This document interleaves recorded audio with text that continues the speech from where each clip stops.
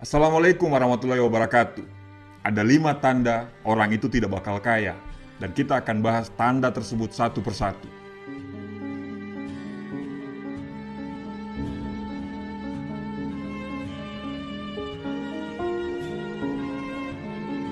Bill Gates pernah mengatakan, lahir dari kondisi miskin itu bukan salah kita, tapi mati dalam kondisi miskin itu mutlak salah kita.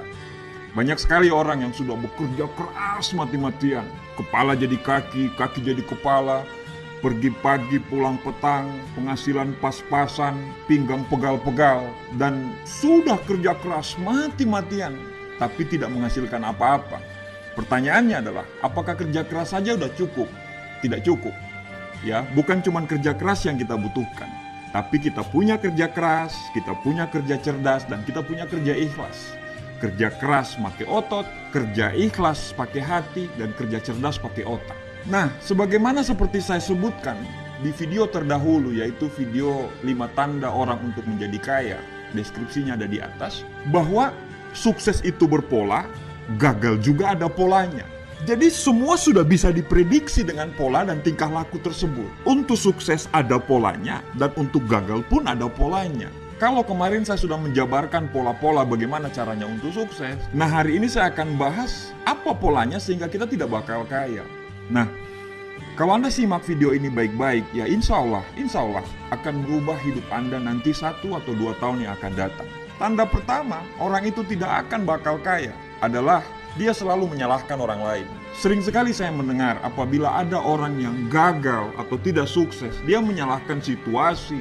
Dia menyalahkan orang tua saya sih tidak mendukung, pacar saya sih tidak mendukung, istri saya, suami saya yang tidak mendukung, negara, aturannya memang tidak benar, akhirnya saya tidak sukses. Saya ini terlalu muda untuk melakukan ini, saya ini sudah terlalu tua untuk melakukan ini. Dan banyak sekali hal-hal yang dia salahkan dari kegagalan dia tersebut. Dia selalu melimpahkan kesalahan kepada orang lain dari setiap kegagalan dia. Dan dia menganggap bahwa dia itu korban. Ada ilustrasi menarik, ada 2 orang di penjara di tempat yang sama dengan 1 jendela yang bisa melihat keluar. Orang yang pertama apabila memandang keluar, dia selalu melihat bintang, dia selalu melihat pepohonan, dan dia tersenyum dengan pepohonan dan bintang tersebut.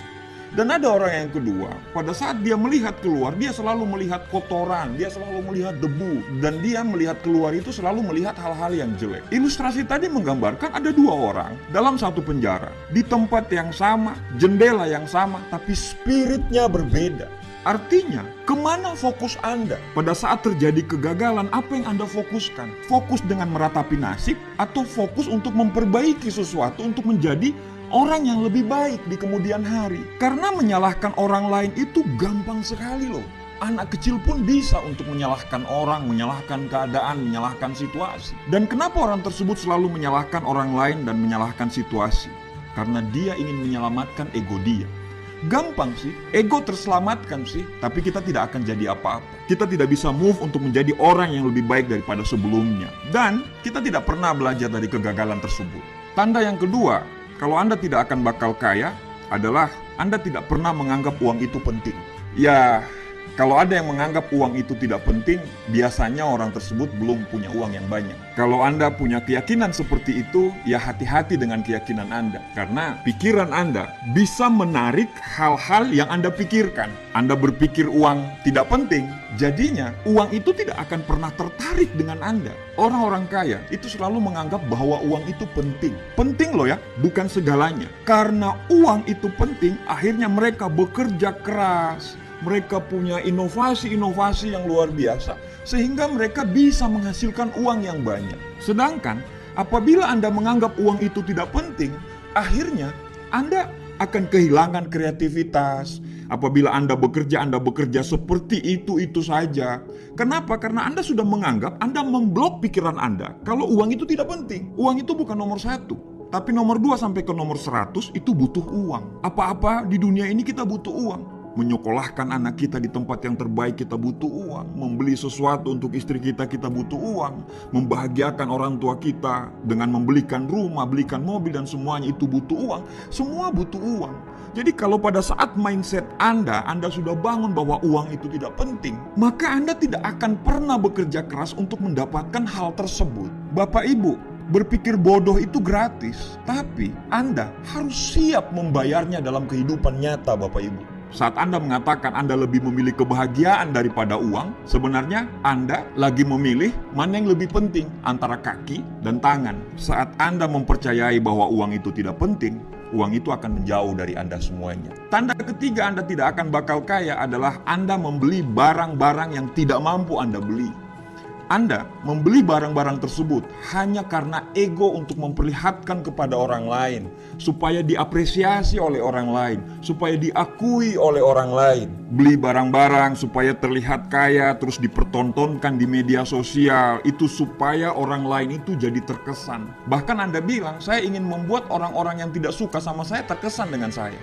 Terus itu maksudnya apa? Buat apa kita meyakinkan mereka? Dengan kita mengeluarkan uang banyak, bahkan uang tersebut itu di luar dari kemampuan kita. Kita traktir teman di tempat yang mahal supaya dibilang, wah kita dermawan, kita hebat, dan kita semuanya. Padahal akhir bulan kita bayar kartu kreditnya keteteran. Begini loh, kalau mampu, kalau bisa, enggak apa-apa, bagus. Tapi kalau enggak mampu, jangan dipaksakan. Itu poinnya yang saya pengen sampaikan di poin ketiga ini. Memang pada saat Anda membuat mereka tertarik, pada saat membuat mereka kagum, ya mereka akan menghargai Anda. Tapi sampai kapan? Kita dihargai karena hal-hal yang kita punyai secara materi gitu. Sedangkan prinsip orang-orang kaya sesungguhnya loh ya, bukan orang yang terlihat kaya. Orang-orang kaya sesungguhnya itu adalah dia membeli barang bahkan di bawah kemampuan standar mereka. Dan mereka membeli atas dasar apa yang mereka butuhkan, bukan apa yang mereka inginkan. Tidak usah kita menghabiskan waktu kita untuk membuat orang lain terkesan. Kita harus menghabiskan waktu kita supaya membuat diri kita terus bertumbuh, sehingga akhirnya kita sendiri yang terkesan dengan diri kita. Buat apa kita mendaki gunung? Supaya kita bisa melihat dunia, bukan dunia bisa melihat kita. Maksudnya apa? Kita berproses untuk kerja keras, itu supaya kita bisa menikmati hasilnya, bukan supaya untuk memberi kesan kepada orang lain, karena itu tidak akan ada gunanya. Menjadi kaya itu lebih penting daripada lebih terlihat kaya. Tanda keempat, orang itu tidak bakal kaya, yaitu orang itu selalu merasa kurang. Dan orang itu tidak pernah bersyukur sama sekali. Berapapun yang dia miliki, apapun yang dia miliki, ya dia selalu merasa kurang. Dia selalu merasa, saya kurang. Gini. Kalau merasa kurang dalam hal-hal positif, merasa kurang ilmu sehingga belajar, merasa kurang bersedekah sehingga bersedekah lebih. Itu penting. Tapi pada saat kita sudah menerima hasilnya, dan hasil itu adalah hasil yang dikasih oleh Tuhan, hasil yang dikasih oleh Allah, harusnya kita sudah bersyukur. Orang yang tidak pernah bersyukur dengan apa yang dia miliki, itu akan sangat susah berbagi. Orang ini akan diliputi perasaan yang apabila dia dalam satu posisi, dia akan takut posisinya diganti. Dia ini orangnya pengen di atas, pengen selalu di atas, tapi paling malas berkompetisi. Dan orang-orang ini takut untuk keluar dari zona nyaman. Mereka ingin berubah, tapi sikap dan tingkah laku mereka tidak pernah rubah sama sekali. Mereka terlalu takut untuk menghadapi dunia perubahan. Ingin kaya, tapi berpikiran sempit dan tidak mau keluar dari zona nyaman. Dan orang-orang ini adalah orang-orang yang paling pelit dengan sedekah, paling pelit dengan berbagi kepada orang lain. Padahal, kalau dalam konsep agama saya, makin banyak yang kita sedekahkan kepada orang, makin banyak yang kita kasih kepada orang, itu insya Allah makin banyak pula yang kita dapatkan. Jadi, salah satu syarat untuk kita bisa kaya, yaitu kita jangan takut untuk berbagi ke orang lain, terutama ke orang tua kita, ke saudara-saudara kita, ke orang-orang terdekat kita. Dengan kita berbagi kepada orang lain, sehingga nanti baliknya ke kita, rezekinya ke kita, baik itu berupa kesehatan, kebahagiaan, umur yang panjang, itu akan balik ke kita lagi. Yang kelima, tanda-tanda orang itu tidak bakal kaya, yaitu dia tidak terobsesi untuk hidup yang lebih baik. Dia tidak punya gairah hidup. Pokoknya ya begitu-begitu saja. Misalnya kalau dia bekerja ya sesuai apa yang dia kerjakan saja.